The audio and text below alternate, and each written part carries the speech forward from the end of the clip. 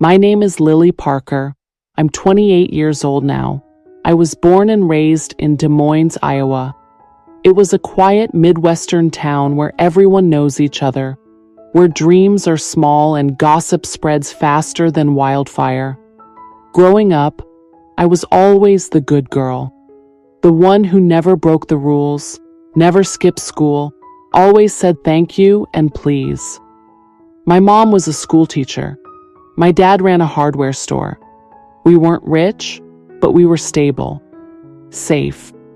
And sometimes I feel boring, but something inside me always wanted more. I wanted to feel something different, something bigger than just ordinary. So when I got accepted to college in Chicago, miles away from home, I packed my bags with excitement and fear all mixed together. I was very excited for college. Today was my first day of college.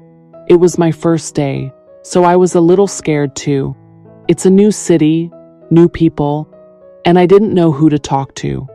I went to my class and sat at my seat. I was sitting alone. Then a girl came from the front and started asking me about myself. We had a nice conversation, and after talking to her, I started feeling better. I felt happy. I was happy that I made a friend. It was my second week on campus. I was looking for my friend in the campus, but maybe she didn't come today. Other than her, I didn't have any friends, so I started thinking about joining a group to study with. I pressed the elevator button, and just as the doors were closing, someone stopped it. I looked in front of me and saw a boy standing there. He smiled and said, "You look like you're about to panic. Are you a first-year student?" I got a little scared and nervous. He offered to walk me to the room. He was tall, had messy brown hair, wore a leather jacket like he didn't care about the weather. He was confident. Looking different from all, dangerous, but not in a scary way. More like exciting. We were walking together. He asked my name, so I told him. Then he told me his name, Peter. He reached out his hand for a handshake. I slowly gave him my hand, feeling a little nervous. He held my hand, and it felt a bit strange to me. Then he walked away. I just stood there, watching him go. After that day, he started coming to meet me every day. Now, I also started enjoying talking to him. He always said funny things and made me laugh. I started to like him. He never let me feel bored or lonely.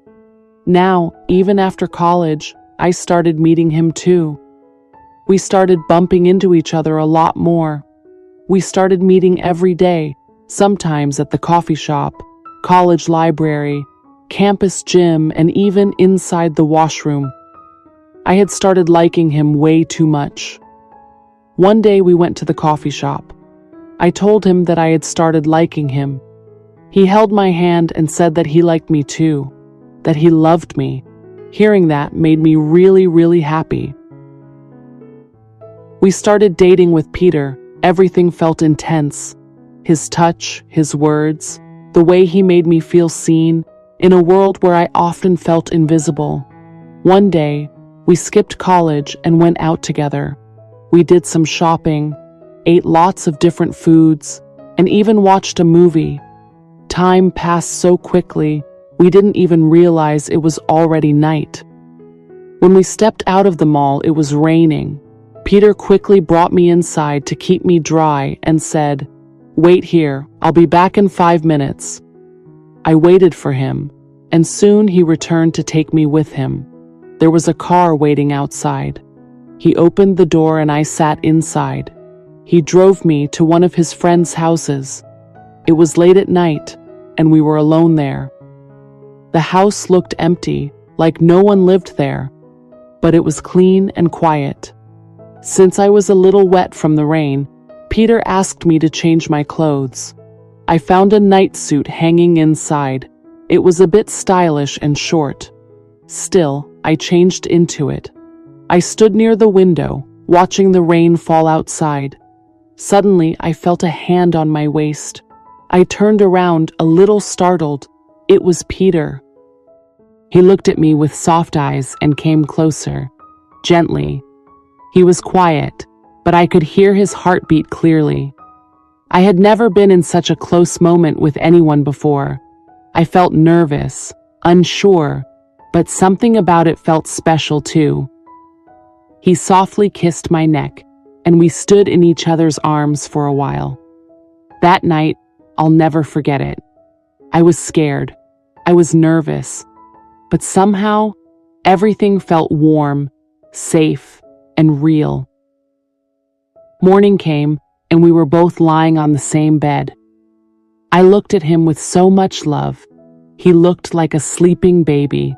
I kissed him gently on his forehead, and he woke up. He smiled and pulled me into his arms with love. We were both so happy in that moment. A little while later, he made me breakfast. After that, Peter dropped me home. I didn't go to college that day. I was really tired. Days were passing by, and our relationship was going really well. Slowly, I started to feel that he was talking to me less and not meeting me much. Now he doesn't look at me with the same eyes the way he used to before. But slowly, I started noticing things that didn't sit right. He never told me where he lived exactly, just said he was off campus. He never introduced me to any of his friends. He never posted pictures of us. And he always kept his phone face down on the table. At first, I ignored it.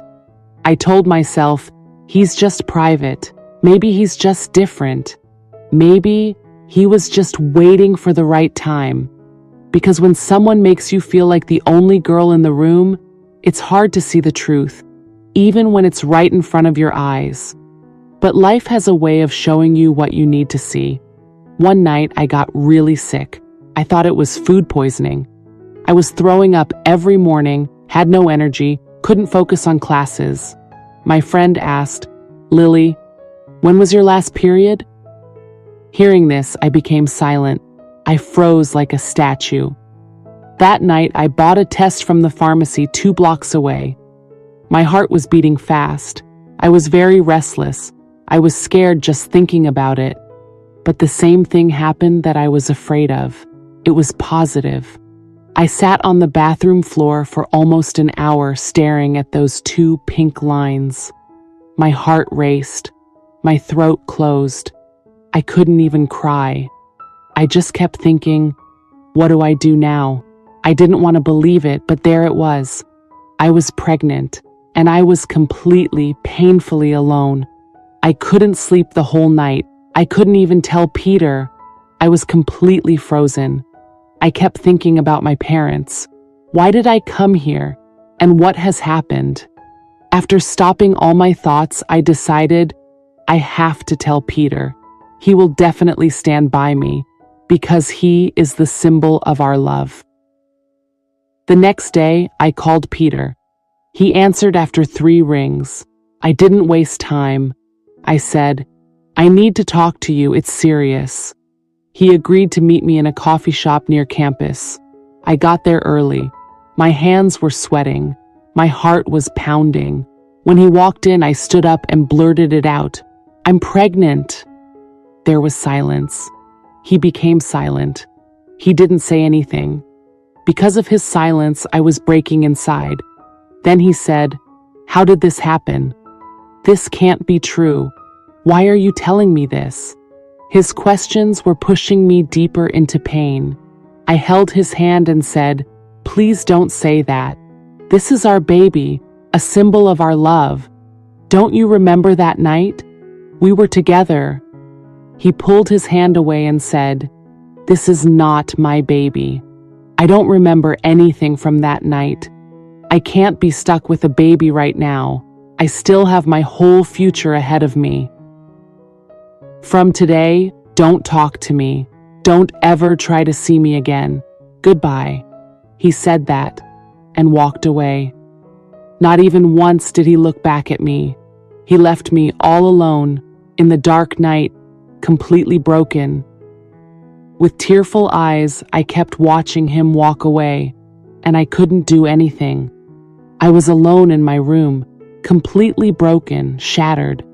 I couldn't even tell anyone what I was going through. That night, I cried a lot, but only that night. And then I made a promise to myself. I won't let this baby die. I will bring this child into the world. Then I dropped out of college the next week. I couldn't focus. I had no energy. I was terrified of what my parents would say, and I didn't have the courage to go home. So I stayed in Chicago, found a cheap, tiny studio apartment on the west side, got a job at a 24-hour diner cleaning tables and serving coffee to strangers who barely tipped. My belly grew. My hope did too. I talked to my baby every night. I don't know who you'll become, I'd whisper, but I promise you, I'll love you better than anyone ever loved me. At 5 months, I felt the first kick, just a small flutter, but it changed me. That night, I bought a small pink blanket and wrote a name on a sticky note. Maya. That was going to be her name. I was finally feeling like I could do this, like I was ready to be her mom. I was happy with my baby. One night, it was raining. I was walking home from my shift, holding my coat tight around my growing belly. I stepped into the crosswalk, and that's when the car came. It was fast, loud, screeching tires. I couldn't even think straight. It felt like my eyes were closing, like I was about to pass out. When I woke up, the hospital lights were blinding.